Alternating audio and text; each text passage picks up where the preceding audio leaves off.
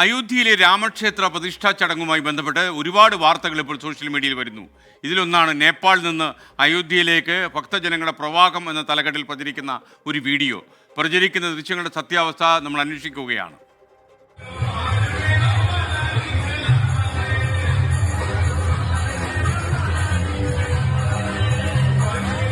സീതാദേവിയുടെ അമ്മയുടെ ഭവനത്തിൽ നിന്ന് സമ്മാന ഘോഷയാത്ര എന്ന അടിക്കുറിപ്പോടെയാണ് ഭക്തജനങ്ങളുടെ യാത്രാ വീഡിയോ പ്രചരിക്കുന്നത്. 24-ന്റെ ഫാക്ട് ചെക്ക് ടീം നടത്തിയ പരിശോധനയിൽ ഇത് ഉത്തർപ്രദേശിലെ ഗ്രേറ്റർ നോയിഡയിൽ നിന്നുള്ള ദൃശ്യങ്ങളാണെന്ന് കണ്ടെത്തി.